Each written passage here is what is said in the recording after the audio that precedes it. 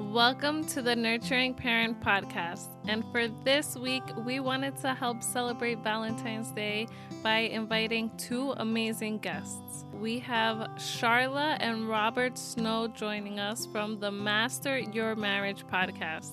And please listen to this podcast. It's amazing. I love listening to relationship or marriage podcasts because I love trying to improve my marriage. And theirs is by far my favorite. They are just amazing and they're beautiful to look at. So make sure that you find them in the show notes and go follow them. All right, so if you're ready to learn how Robert and Sharla master their marriage, how they can help us master ours, and not just our marriages, all of our relationships, stay tuned, and we wish you a happy Valentine's Day. All right, let's get into it.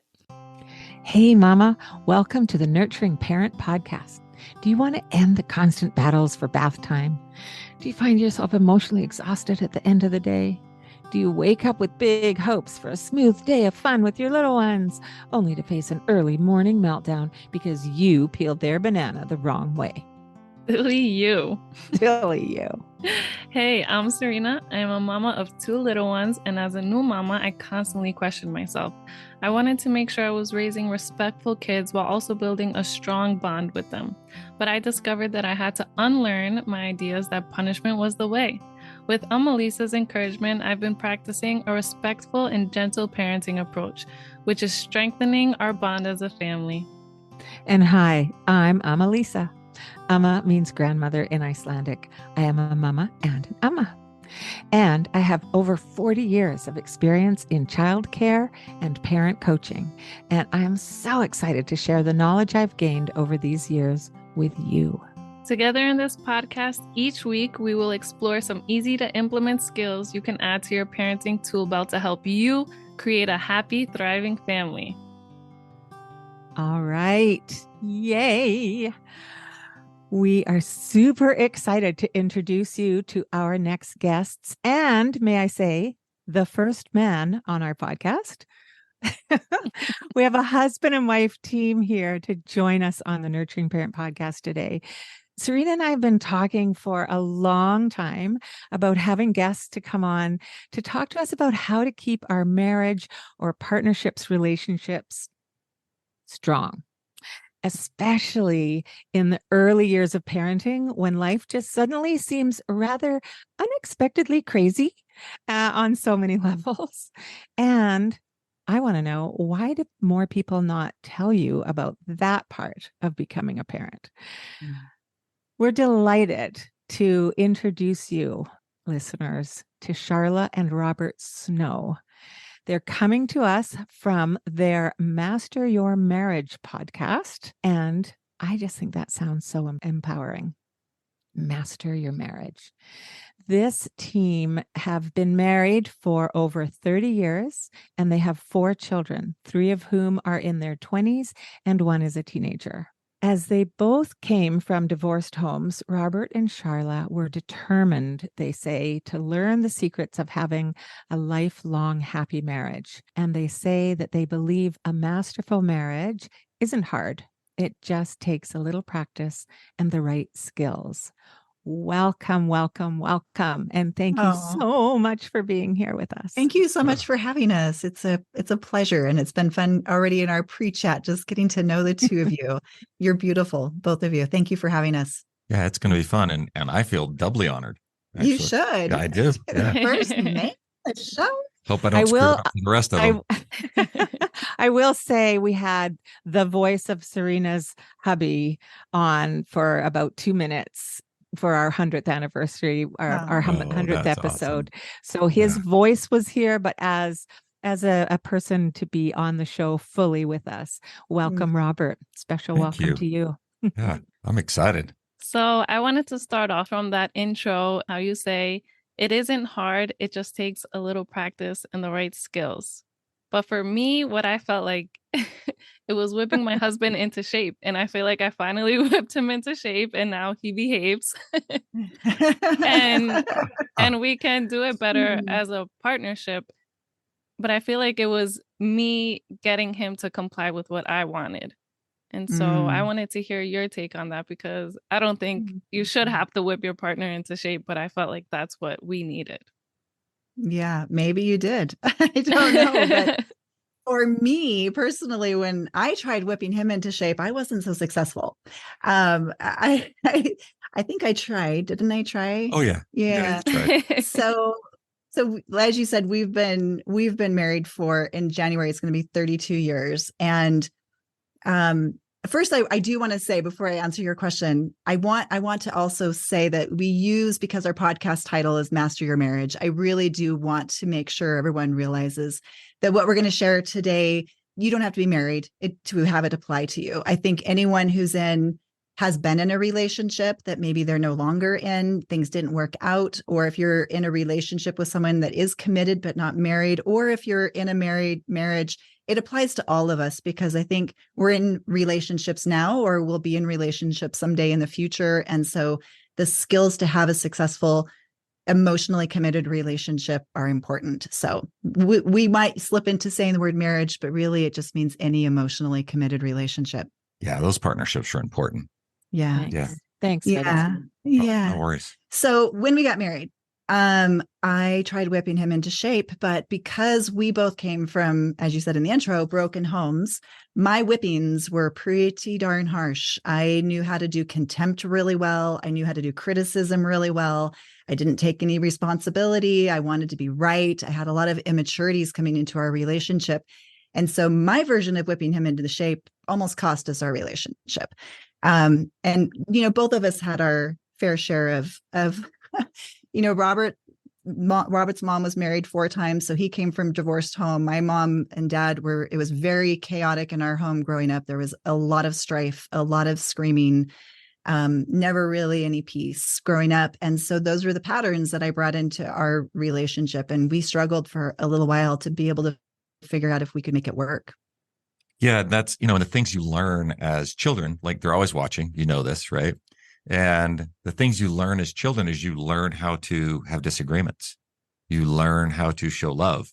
You learn how to manipulate, if that was prevalent in your home. I learned that. Yeah. And, so Sharla learned this method of manipulation. And the only thing I was ever exposed to is just a lot of loud voices and screaming. And so, of course, she would manipulate me and then I'd raise my voice, and like that just doesn't work. Right. So, and thank goodness, I think early on, we didn't really have any babies that were paying attention to us for the first 2 or 3 years while we were working through this first hard phase that we had. But I think your question is really a good one, though, when we look at it from the skill perspective, because that's the question that John Gottman asked almost 40 years ago was, can couples learn how to be successful? Like, is there a skill set? Is there a way to predict relationships success or to predict relationships failures? And as it turns out, it is a predictable skill set. And I think that's useful for you to maybe chat about a little bit. No, yeah, that's sort of that's the point. And it's the question that we all wanted to know was like, well, what can I, like, is there something that I can do? And so Gottman and colleagues at the time, so what they did is they started bringing couples into their research lab, and they actually, they hooked them up to like a heart rate monitor. And so they're measuring their heart rate and sort of respiration, and they have a camera on them because all good researchers have lots of research assistants who can watch hours of video and decode it, because that's what good researchers have. But they also had this little thing on the chair. They called it the jiggle monitor. But it was really just about body movement, like how uncomfortable these individuals were. And so they had them do 3 separate conversations. They took these couples in, they had 3 separate conversations. One was like, plan something, like, let's talk about something delightful, right? Like, how's your day going? Yeah. How's your day? Or plan the next vacation. And then they had them pick probably the one that was interesting. They said, we want you to solve one of your longstanding problems. You have 10 minutes or 20 minutes to solve this longstanding problem. And the third one was just talk about something neutral, right? Was it neutral? Or plan the vacation or something. Yeah. So just talk about your day, plan a vacation, and then talk about something difficult. And from this, they learned some really interesting things. And this was a longitudinal study. So they not only did they do it just this one time, that they kept bringing the same couples back time and time again. My favorite piece of information they gathered from this was, and we're going to talk about some of the skills, but they realized that 5 years, 10 years, 20 years later, these couples were still trying to solve the exact same problem, which is instructive because now we realize from the research that 69% of the problems that you have in your relationship are not ever going to be solved. So then if you're not going to solve the problem, then you need to learn how to manage that problem. You need to learn how to dialogue around that problem and understand why that issue is so important to your partner. And that's some communication. Which comes down to communication. If you're not going to be able to solve every little thing by, whipping him into shape, you're not going to solve every little thing, which no couple, even the most successful of couples, they still have 69% of their problems that are perpetual. They just continue on and on and on. And we don't want to shut down over it. We want to continue to dialogue over it and seek understanding around those things and come up with individual little compromises as we go or solutions as we go to again, like Robert said, manage it. Because if you're not managing, go ahead. To me, that is completely mind-blowing.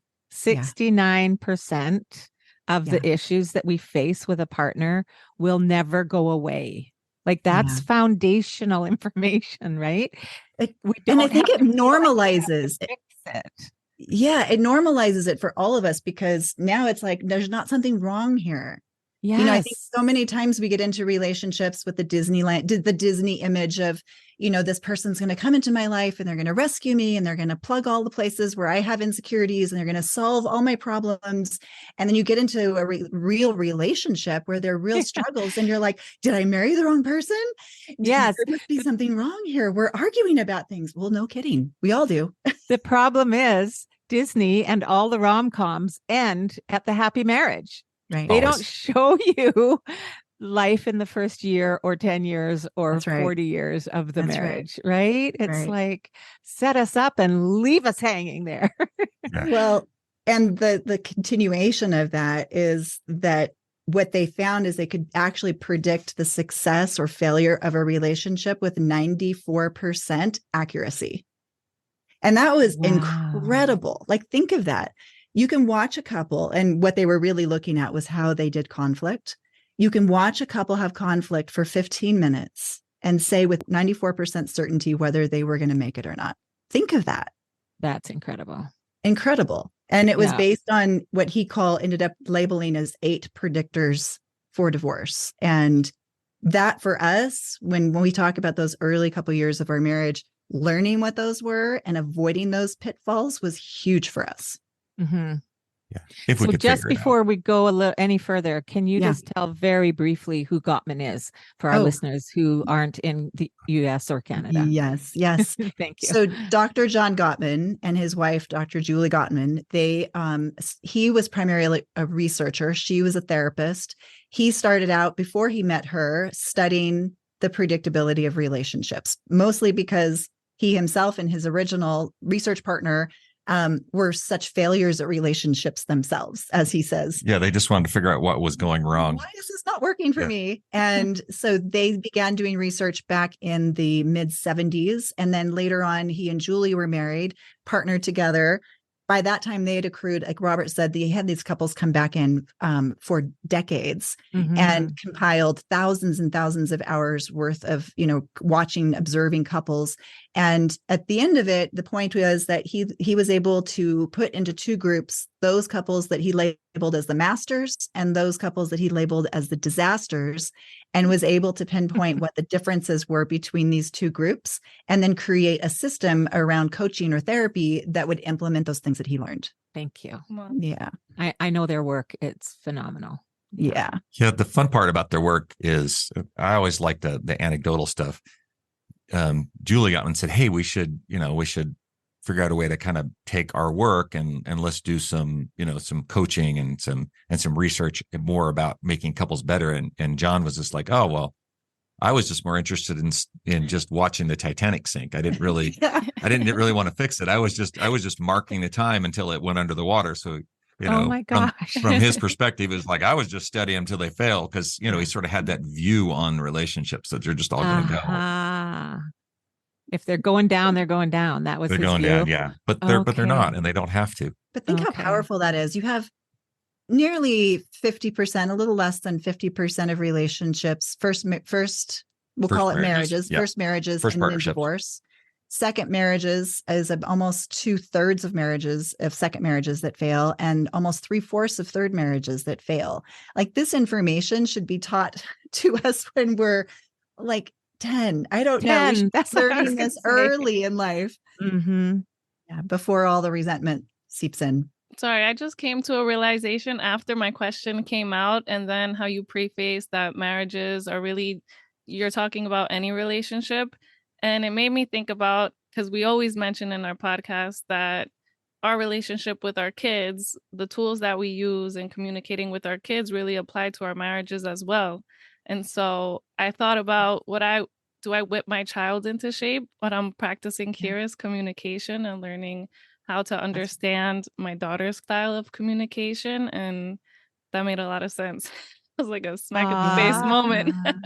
Yeah. I As you think said that. there was a healing moment just there. I love curious communication. I love that term. Like, and I've heard it before with you. And so, like, I'm just gonna just emphasize that again. And if you can just remain curious in every conversation instead of defensive, like, things just get better. So I love that. Thank you for sharing that. Nice.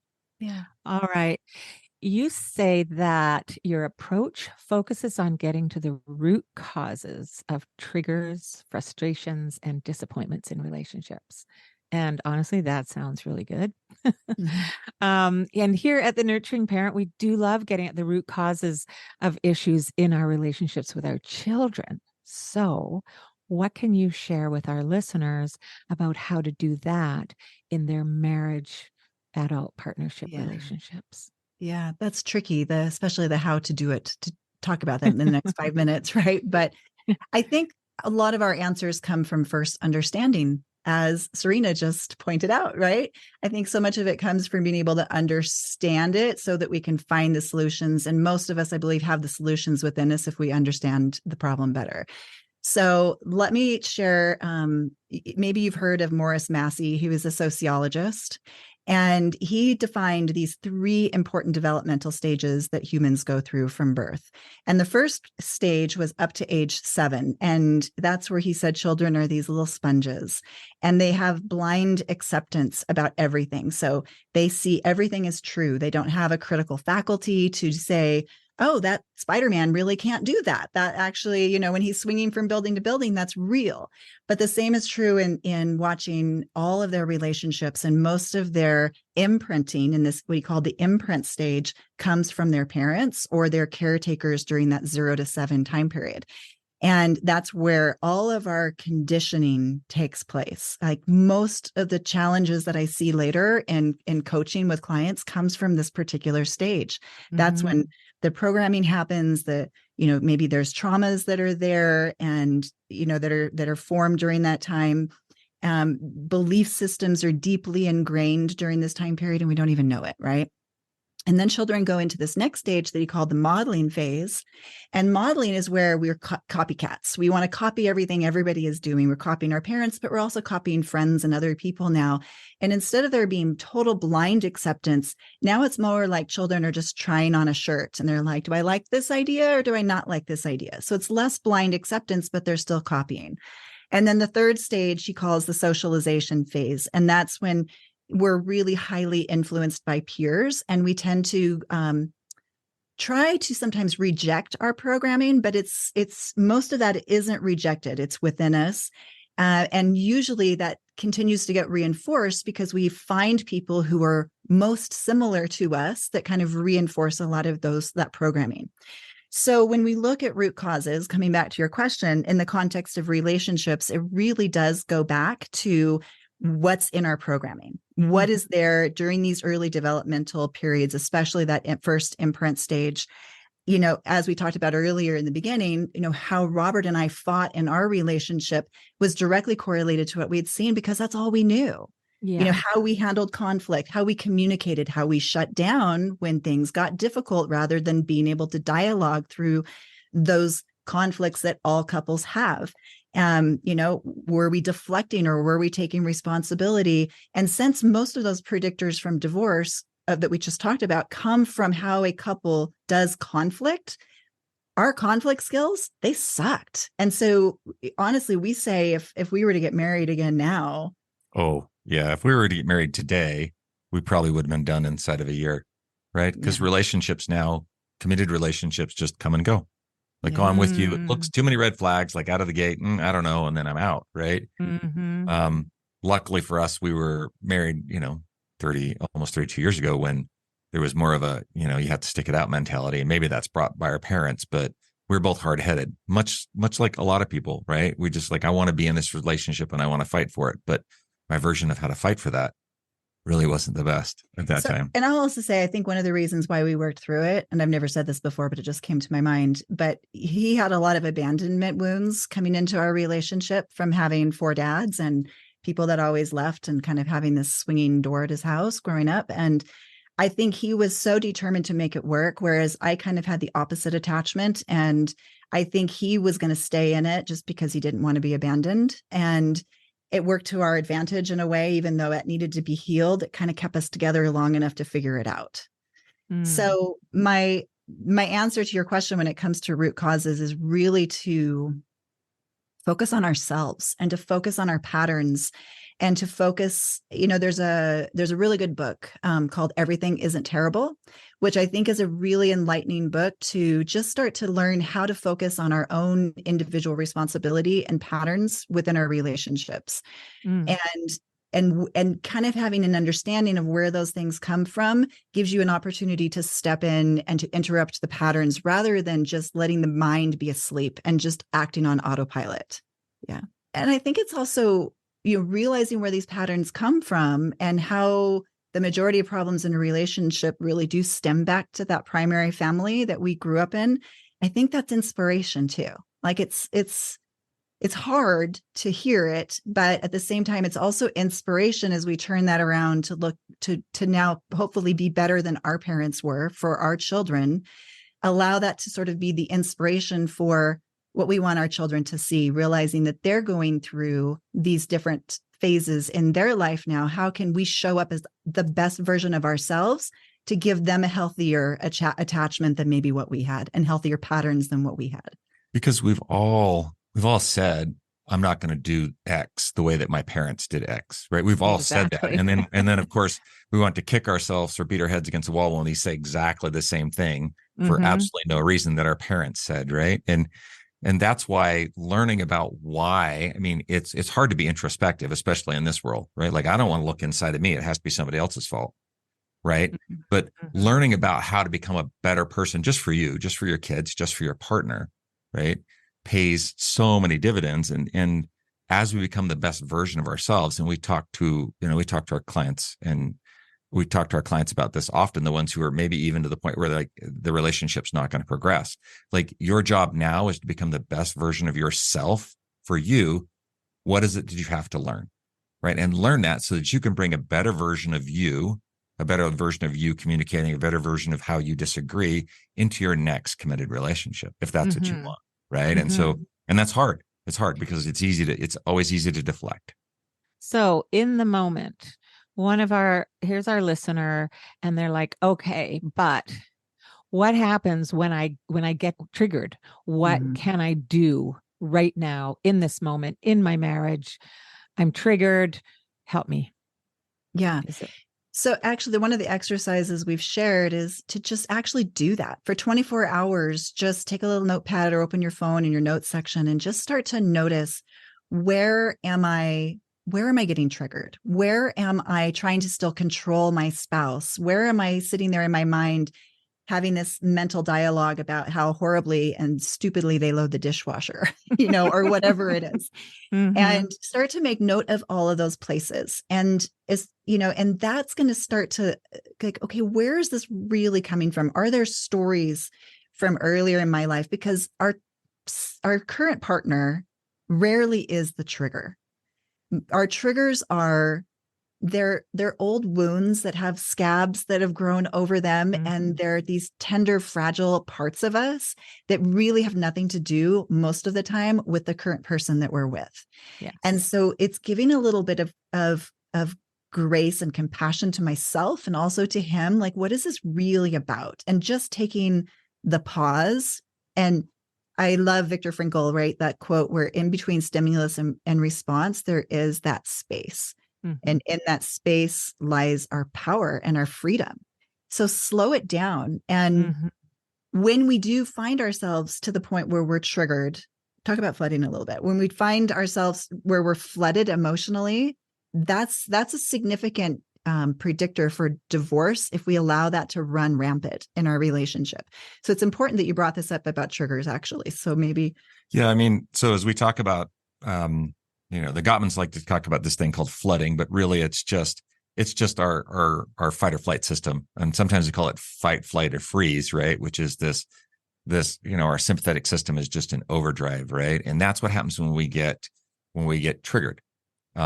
And there's a really cool thing that happens when we're in this state, right? Blood pressure goes up, pupils dilate, heart rate accelerates, respiration goes up. I love the science, right? You're going to get me talking about that, but We all love these the things, science. Yeah, well, yeah. So all these things happen, right? But here's the thing that happens, and it's usually we're in a disagreement. We get triggered, our heart rate goes up. When you're over 110 beats a minute, you're really into this. You're into this sort of flooded state, right? And you can't make good decision. There's a really, I say cool thing because it fits the model, right? There's a really cool thing called auditory exclusion that happens where Yes. you actually can't take in any new information, right? Mm-hmm. And what will happen is you're in this disagreement with your partner and you start saying the same thing over and over again. And they may have answered you. You start saying the same thing over and over again, right? Because you didn't hear their answer. And then guess what you start doing is you raise your voice, right? Because now your hearing's also down, right? So you're raising your voice. You can't hear, you can't take in new information, and you suck. You suck as a listener. You suck as a communicator. You're really great at just broadcasting. You're a one-way radio with the speaker just pointed at your partner, right? Not taking anything in. Turned So right up. He said turn it right up. Robert said 110 beats a minute, but if someone's actually younger and in good shape, that could be a lower number. It could be 80, 90, it could be 80 or 90 beats a minute if they have a low resting heart rate. And what's happening at that moment, and you can maybe share about stonewalling, but what's happening at that moment is adrenaline and cortisol start rushing through the body. And that's what causes the auditory exclusion. That's what causes us to become poor communicators. We can't be empathetic because now we're locked on to the threat.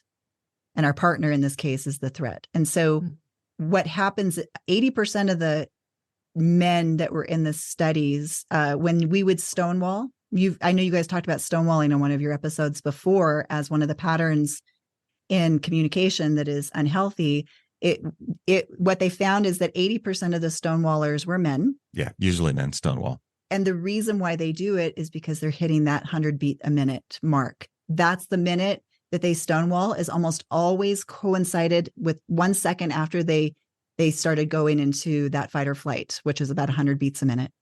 And tell our listener what a stonewall looks like or sounds like. Well, a stonewalling is where the person is still there, right? But they're physically, they're physically there, but they're mentally off. And generally it sounds something like this. And we're having a disagreement. And I'm like, man, she's going to give herself a heart attack if she keeps going like this. Like, how much longer is she going to yell? Like, I don't know when this is going to be over. What should I do? I'm just going to keep my head down. I'm just going to see if I can weather the storm. Are you thinking this or saying this out loud? This is what the guy's thinking. No, this is just going on. In the outside, he's just straight faced. Okay. Just you guys can't see the video, but it's like straight face stonewall, just like you're talking. There's a couple of reasons for that from a guy's perspective, right? Guys tend to solve problems with aggression. And I know that I'm painting with broad strokes, but generally speaking, guys, if somebody at work or on the football field was coming at us the way our partner comes at us and we're getting mad, we're just going to push them, right? But for us, we understand that's not where we need to react. That's not how we react in the situation, or at least in my mind, it better not be reacting that way, right? So we close off, we shut down our aggression, and the only way we do is we pull that inside. Pull that inside. And we're not going to react. We're not going to raise our voice. We're just going to try and just be here and weather the storm because this other person is saying things right, that I don't like and I don't, I don't agree with. My problem in our relationship specifically was I never wanted to, I felt that if I never wanted to take a break early on, which is what was needed. We need to take a break, let your heart rate come down. Don't perseverate on the problem, right? Do something else. And the research shows that it's about 20 minutes. But when you take that break, you need to make sure that you set a time to come back and talk about it. Who here, and we could just all raise our hands and anybody who's listening, who here has had the dumbest argument in their entire life with their partner? Yeah. Dumbest argument, right? You come back the next day and you're like, what in the heck? Why did I argue over how you put the milk in the refrigerator? Right? There's other things at play here, right? But that's because nobody's communicating, nobody's problem solving, nobody's working through, a solution matrix. We're both triggered, and then we're off, and then we're flooded, and then we're dragging in the old crap. Like in that time you put the lawnmower in the garage, like there's snowing outside. When did I put the lawnmower in the garage? Like we start piling on because we're looking for these other solutions, right? And we need to take that break. But for me, early on, I couldn't take a break because if I left the relationship, if I left this conversation, I left abandoned. I felt abandoned, right? And so old wounds will sometimes drive us to do different things. And in our case, that was what it was for me until we learned. Yeah, the way she said that almost sounded like stonewalling was a good thing. So one thing I want to make clear is that it's not a good thing, but it is a coping strategy that men do use more than women. Some women do it, but it's a coping strategy, even though it's a maladaptive coping strategy. There are better things you can do, which is to de-escalate before you get to that point. And when you notice you are at that point, like Robert said, have a system in place where you take breaks.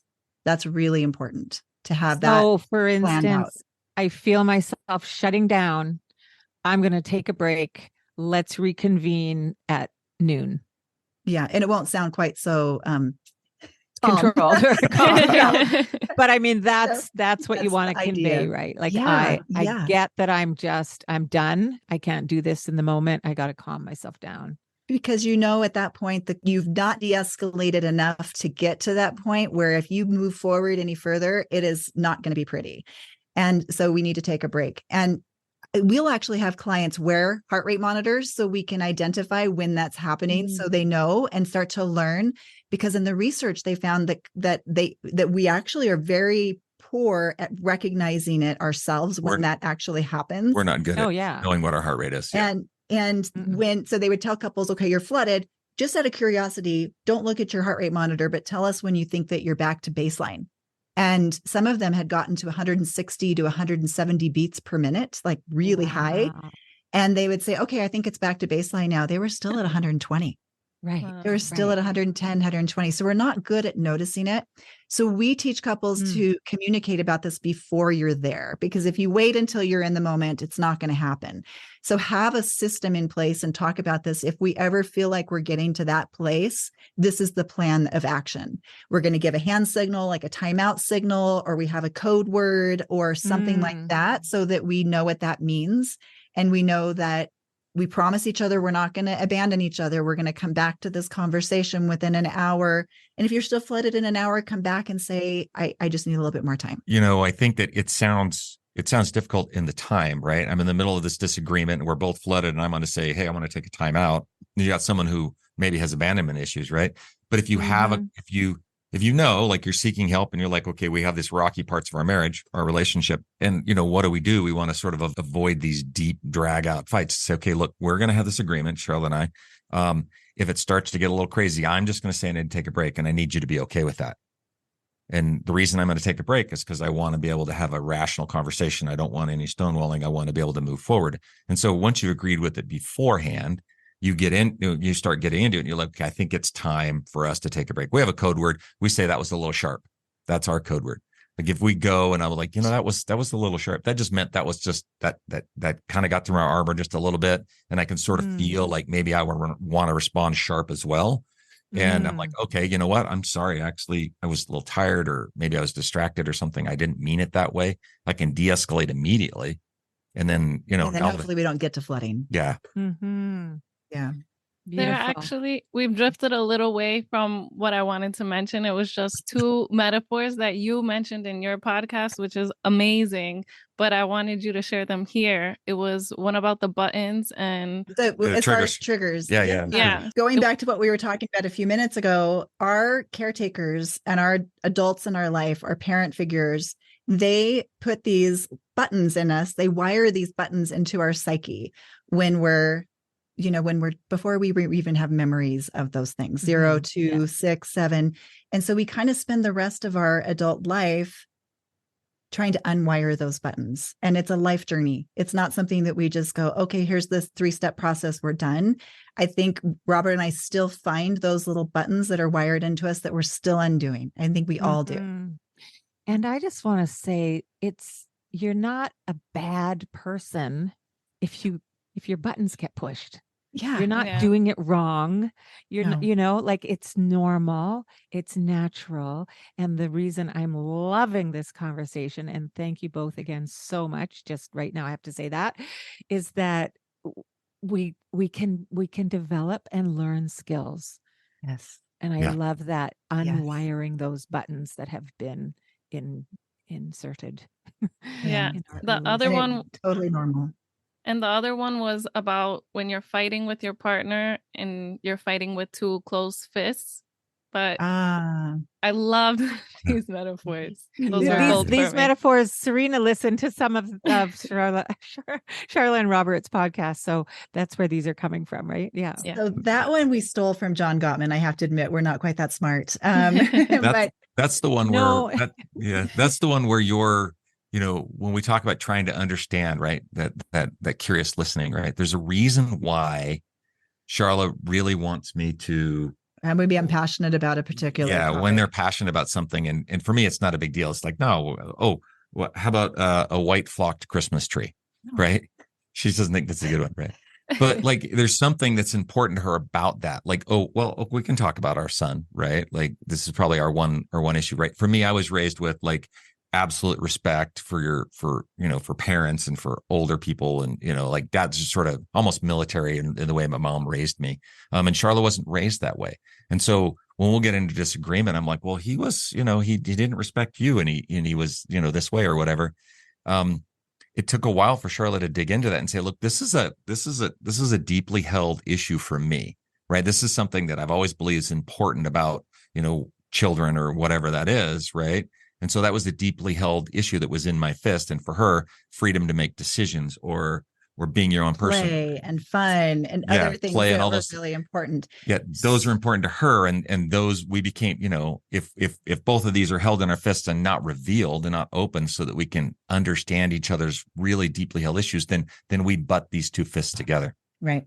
Exactly. Okay, so let me get that. So I've got an issue that's really deep in me, so it's held in my tight fist, right? And you, my partner, has something held in your tight fist, and if we don't acknowledge those to ourselves, then our tight fists bump up against each other, or to each other, and so or to each other, right? And usually what's in there, so we do a lot of values work with our clients.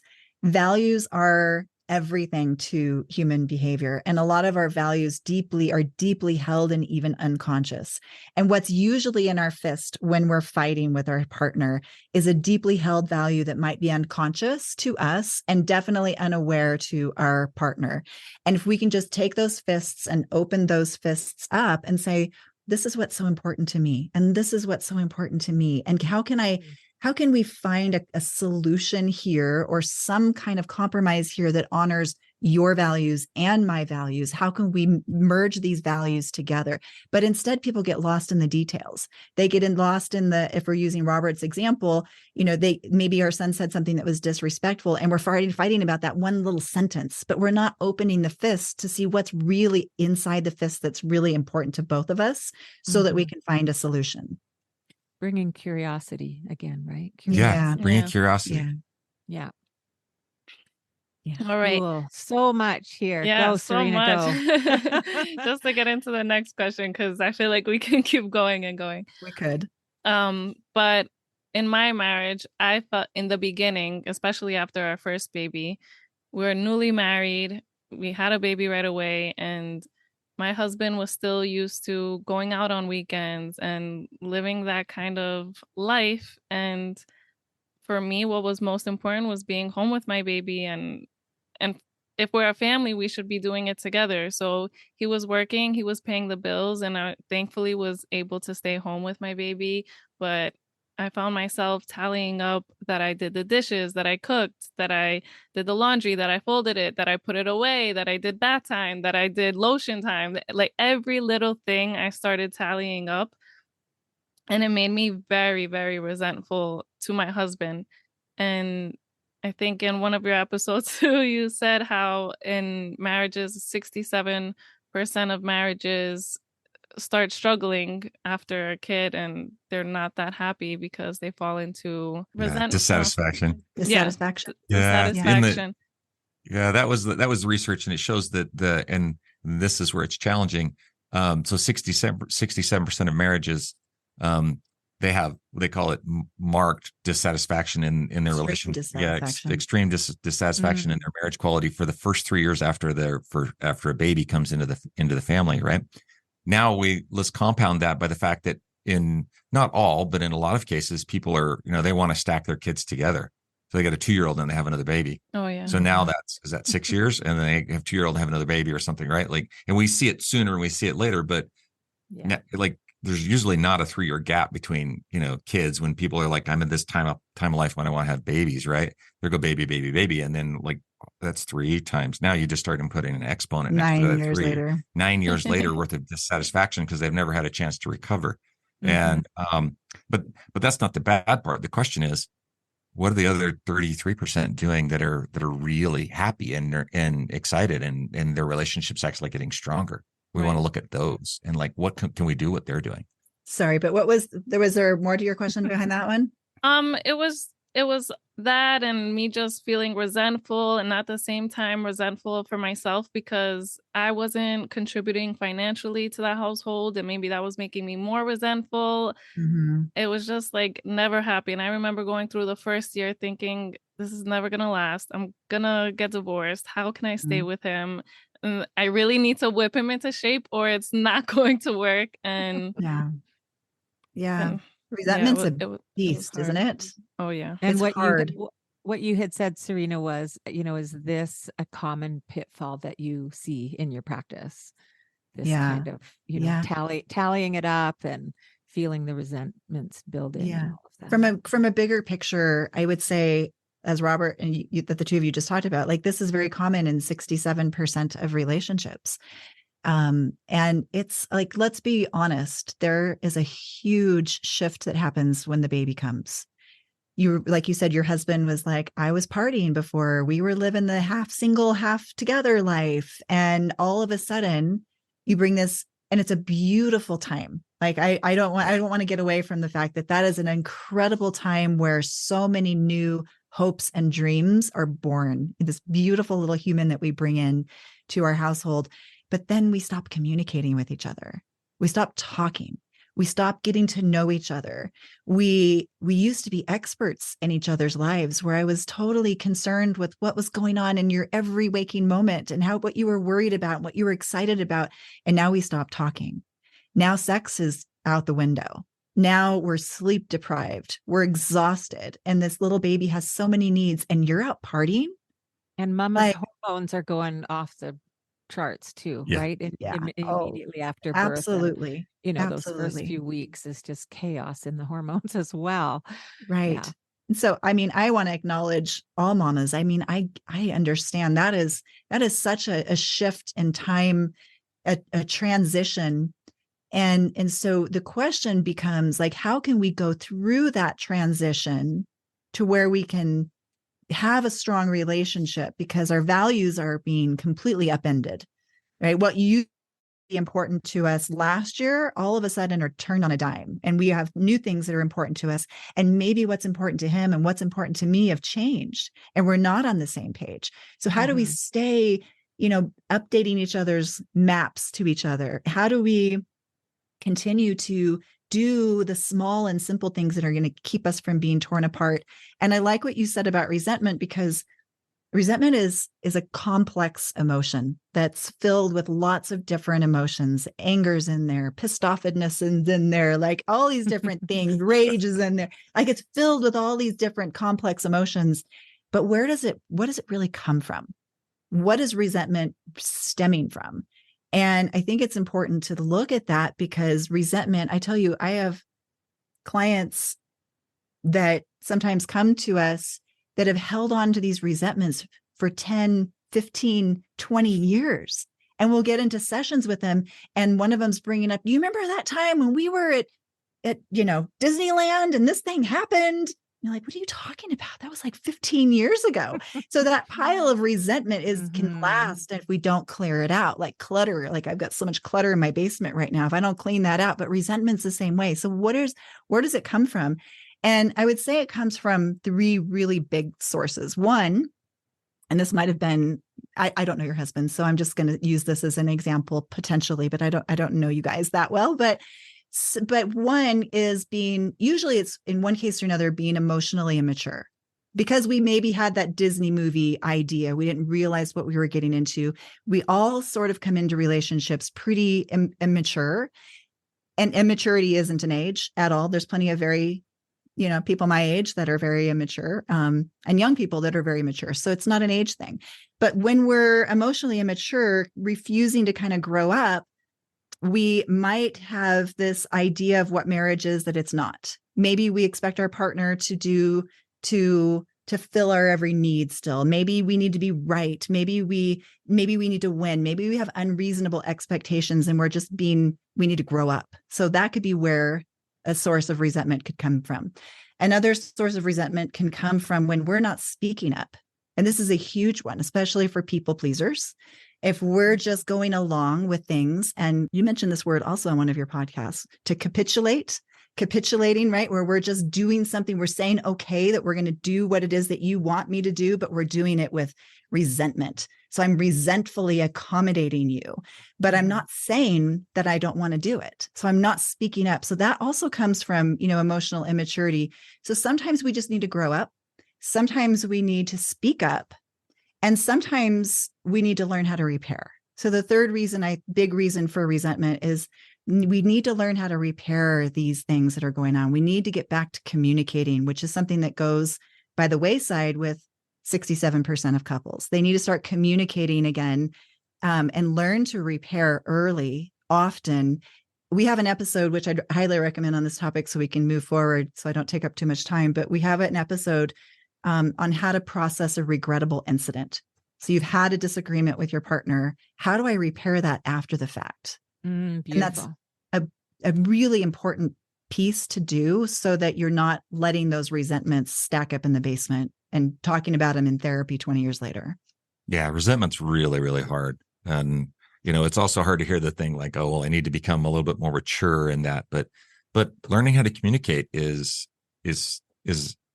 directly related to how mature your relationship is, right? And when you're new in your relationship, you're both immature in having difficult conversations one with another, especially, and as you mentioned it, I was thinking about what it was like being the guy that came home when Sharla was doing all that stuff. And I'm just like, I had no idea. Like, I know, we're all mourning the loss. The guys are like, man, I can't go hang out with my friends. Right.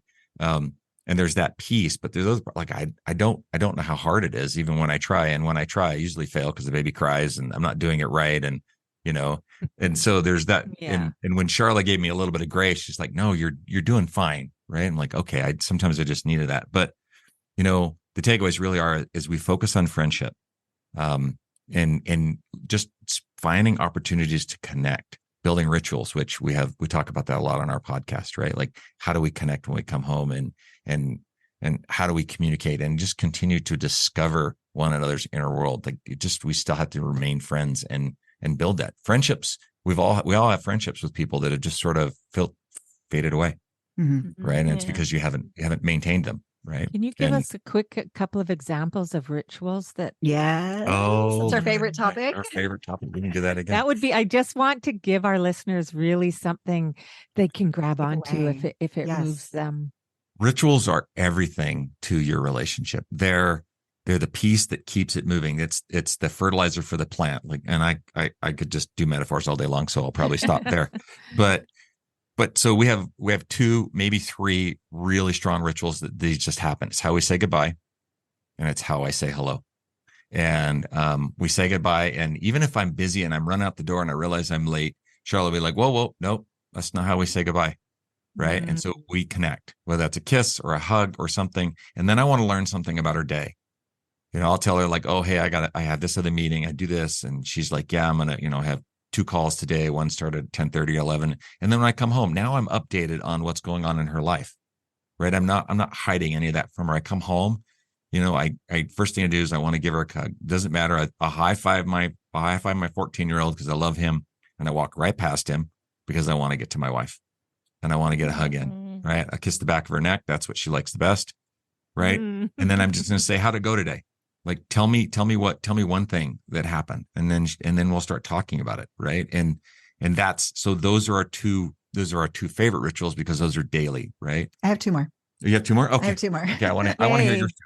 I remember them, but. So we have that.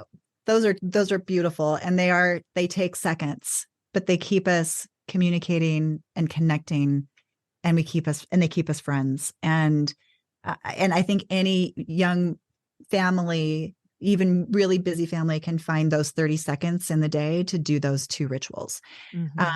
Another one of my favorite rituals is we have about a 20-minute gap, and you can put this wherever it works into your schedule. That might be different from us, but when he drives in the driveway from work, it's usually around 6:00. Almost every day I'll hop in his truck and we'll go down to the corner and we'll get a drink or whatever, something to sip on, and we'll talk for 20 minutes about how that day went. And what that does for us is it keeps us connected to, like, what are the things that went well for you today? What was hard for you today? What are you worrying about? And it keeps us still remaining experts in each other's lives. You could do this when you put the kids down to bed at night. You have 20 minutes just to talk about your day. And we call it a stress reducing conversation, because what the research has shown is that couples that relapse, there's a really high relapse in couples that do end up getting therapy and then they don't make it. The couples that don't relapse do that. That's what they do differently. They have that 20 minutes to just, not to solve. I know men are fixers and they want to fix things. It's not to solve. It's just to be a listening ear, to hear the good, the bad, the ugly, and everything in between. So we take 20 minutes a day to do that. And each of you shares 10 minutes each kind of thing, whatever. Yeah. Cool. Yeah, okay. Exactly. Simple, right? Simple little thing.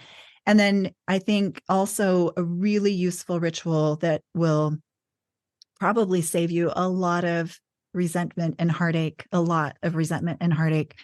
is to find one, if it's an hour, if it's 30 minutes, like whatever you can find per week. So maybe you do the stress reducing conversations Monday through Friday, during the work week, but maybe one day on the weekend, you can sit down and have a little bit longer conversation.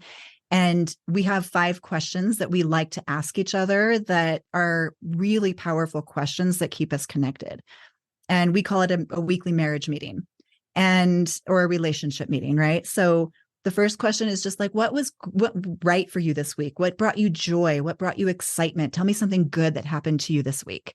The second question is, is there anything we need to repair? Which goes back to Serena's question about resentment, like not letting those resentments pile up. What have I done to hurt you this week? Is there anything that we need to talk about, repair, do what we talked about earlier, the repair conversation about? Is there, any hurts that I need to say I'm sorry for, that we need to forgive? So that's question number 2. Question number 3 is to find out what's coming up next week. So that's when you guys could talk about, you're doing child pickup and I'm doing this, and we're kind of figure out what's coming up in that upcoming week. And also maybe, what are you looking forward to? Not just the kids' schedule, but what are you looking forward to and excited about in this next week? And then what worries do you have about this week? So first we talk about the previous week, then we talk about the next week. What are you concerned about? Is there anything I can do to help you? Which I'm sure, Serena, if you had heard your husband say that when he was out partying with his friends and you were having this conversation and he asked you, like, what are you worried about? What are you concerned about this week? Is there anything I can do to help you with that? Like, that would have rocked your world, right? Oh, yeah. Yeah. Right. And then the last question is, what can I do? Is there anything I can do to show you love this week? What can I do to make you feel more loved? So that's a beautiful conversation that keeps us connected, keeps us communicating, keeps us repairing, preventing resentment, and it keeps us friends, which is the basis for every good relationship is friendship. It's the basis for great sex. Every great relationship, it's founded in friendship. Yeah, that's that part is of all those questions, the hardest one to ask is, what have I done that may have, upset you this week, or how have I hurt you this week? And if you think about that, we're all thinking about that, like, oh man, that's a difficult question to ask. I don't know if I want to know the answer of it. But Yeah. as you get better at asking this question, right? If you're doing this every week, like, you haven't piled up any resentment, and there's not as much charge around the thing that you did because you haven't let it go 6 months or a year, right? Now you're actively trying to address that in 5 days or in 6 days, and repairing. Often the faster you repair, the less resentment builds up, and the more you're in tune with making the right decisions for your partnership. Yeah. So incredible. I'm just feeling like, hoo-wee. I'm feeling hopeful for all of you out there in beautiful marriages and partnerships, and who, feel, what do you mean beautiful? I'm struggling all the time. There we have hope. We have hope here. Yeah. Yeah, And I I hope so. want to- That's what we really want to. Yeah. What was it? What was your metaphor you shared about like your dream? Your dream. Oh, yeah. I mean, and I'll do it a little bit different than another metaphor, but we've all seen those unicorns, right? Those 90-year-olds that are walking on the beach with each other, right? And we don't, we see them, and then we're like, we look at our relationship and on our friends, and we're not sure that we're going to get there, that we're going to love each other enough to just want to walk on the beach together, holding hands, talking to each other, sitting on the park bench, just always just touching and holding each other and being comfortable, right? And what our goal really is I want to raise the next generation of 90-year-olds that are walking hand to hand on the beach. That's what we really want. We want fulfilling marriages and relationships and partnerships that fill you up, that build you, that create meaning for you. That's our goal. Yes. That's the thing that I want. And there is a lot of hope, and it's really done in the small and simple moments every single day. These little rituals that are 30 seconds, 10 minutes, 30 minutes built into your day when the kids are napping, or, it's possible. It's possible. Yeah. And I want to encourage you, listener, if you feel like, where can I possibly fit that into my day? We're exhausted after the kids are asleep. Go outside with the children to a park or a playground and let them go free and sit and have your 20 minutes or your 30 minutes. Absolutely. Or your hour. Yeah. Like, I love get that. outside. They will entertain themselves. We talk about this all the time. And yeah, so beautiful. And the metaphor of what you want, what your goal is, Robert, how you just said that.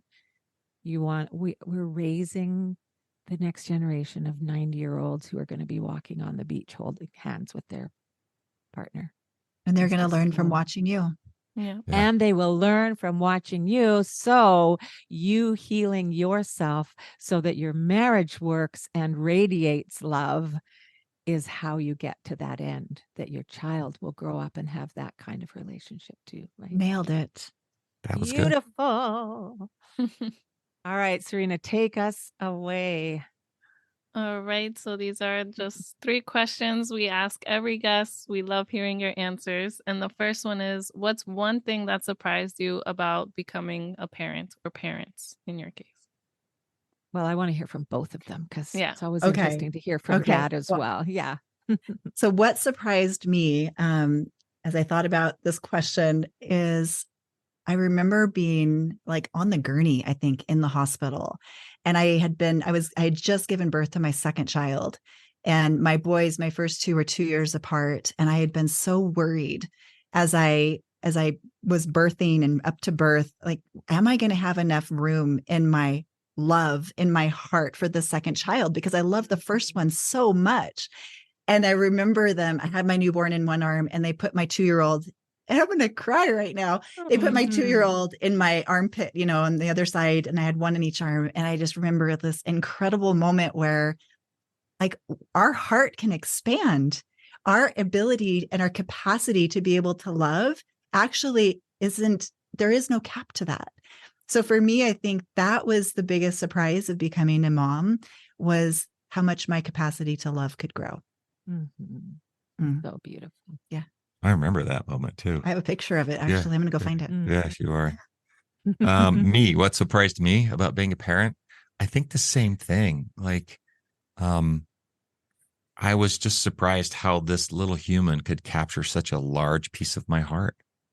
Like, and it's, your friends say like, oh, I don't want kids. And then when you have kids, there's like, what's it like? I'm like, you'll just never know until you have kids. You'll never know. Jordan Peterson has a great quote. And I love his quote on this, and he's Canadian. So, we're half there. Thank you. But he says, you're never going to learn to grow up until you have kids, because you're never going to learn to grow up until you find out what it's like to put somebody else's needs in front of yours. And that's what it is. And some people might feel like that sounds like a bad thing. And it's the most beautiful thing ever. Mm-hmm. Yeah. Love being a dad. Yay. Thank you both. I just really have to jump in here because today is the 17th birthday of my first grandchild. Oh, And yes. I just want to speak for half a minute about that love that you both expressed just now. When you get to become grandparents, it's like, wow, this huge reverberating love that goes out to the cosmos. It's as big, and I can't say bigger, but it's fuller. It's you have to experience it. It's just profound. So, Okay. I think we should experience that. Yeah. Can you send a text to the kids and let them know we're ready? Yeah. Sure. Give me their numbers. I can't wait. Yeah, you guys got me crying over here. Awesome. All right. So the next one is, what does being a nurturing parent look like to you? You said something earlier, Serena, that was really profound. And I think this answers the question. Is you said, gosh, we talk about all these skills for children. Why can't I just apply those to my relationship? I'm going to say the same thing in reverse, right? The things that we talk about in our relationship, I think our idea of what nurturing parent is to take the skills that we teach couples and apply them to our children. Being able to listen to what their values are, what's in their fist. What is it that's so deeply held about their little position that they're stomping their feet about? How do I have gentle conflict with them when there is a problem? How do I make it more gentle? How do I have more positive than negative in that ratio when we're having a disagreement? So it's all, I think, a lot of the same skills, same thing you said, but in reverse. It's just taking those skills that work, that build strong relationships, and apply them to my children too. Ooh. Beautiful. I'm supposed to follow that? Yeah. Yeah. Oh my goodness. I'd say emotional intelligence. This is the hard part, right? Not only demonstrating emotional intelligence, but modeling that for your children, helping them to understand it. Just like Sharla mentioned, between stimulus and response is that opportunity. There's that space. And in that space lies your freedom.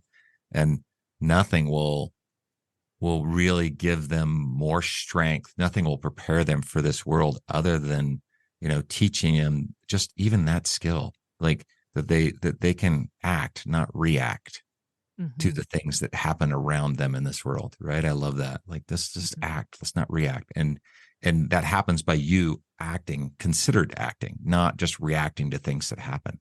And I wish I would have been a better model for that. Early on. We both have things we wish we could have done better earlier that took us a little longer. Oh, yes, we all do. Yeah. We try our best to be the best parents we can possibly be, and we're not going to make any of the mistakes. And we are the best parents we can possibly be in those moments. In those moments. We learn and we grow, and we get to become better parents and better people and better partners. There's a metaphor we use for one more metaphor before we leave. I love it. I love it. There's a metaphor we share. It comes from the Bible, but we apply it to relationships. And that's that our relationships are the refiner's fire. And we get met through this learning with this other person and accepting their flaws and them accepting our flaws and having all of our childhood stuff, that shows up in our relationship that gets mirrored back to us. It's kind of like the refiner who melts down the gold or melts down the silver, and all that dross or all those impurities rise to the surface so that it can be scraped away, and then the metal can be reshaped and remolded and purified into something better. And when our relationship does that to us, but so does parenting. So when our partner stops being that stimulus to kind of melt us down and reshape us, our children come along and they do the same thing. They teach us where we still are immature, where we still have these areas that are underdeveloped, and none of us go into parenthood perfect. They melt us down again and again and again, and they shape us and they make us better. 100%. Beautiful. You guys are amazing. Oh my goodness. Thank you. You're All welcome. right. Where can our listeners find you? Our Yeah. podcast is called Master Your Marriage. It's on all the podcast platforms.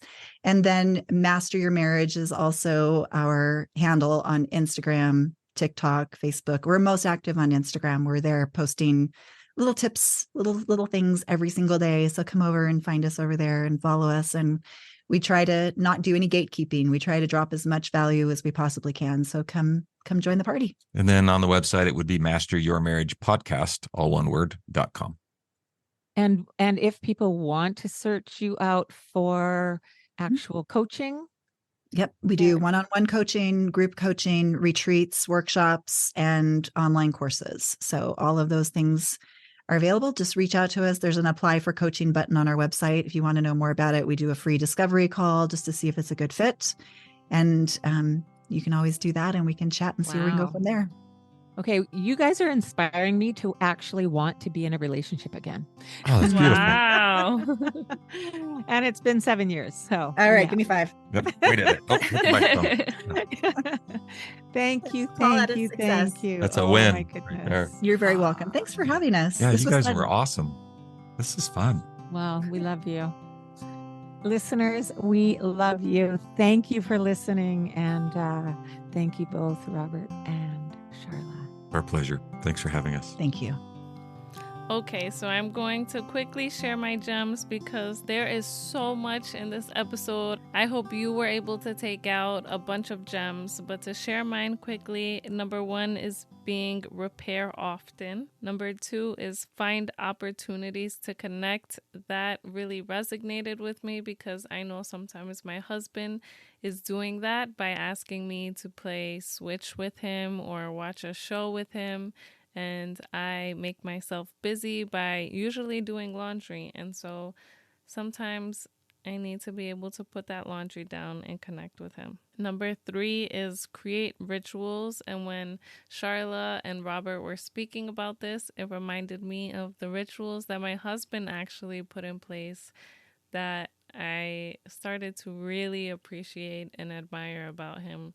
He always says, I love you. He always gives me a kiss. And I'm not one to really do much of a goodbye, but that really made me appreciate his goodbye kisses and I love yous. And lastly is having a stress reducing conversation. And that was a great reminder because I probably usually have stress-inducing conversations with my partner instead of stress-reducing. So that was a great reminder. I'm excited to implement these things into our relationship and be more aware. And I hope you have a lovely Valentine's Day. Take care. I want to sing with you. I want to dance with you. I want to laugh with you. Oh, how I love to be with you.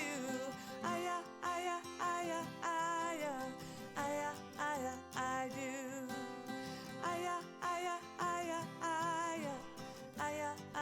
I do. Such a short time we've been together. Seems like a lifetime or two. Never knew I could love another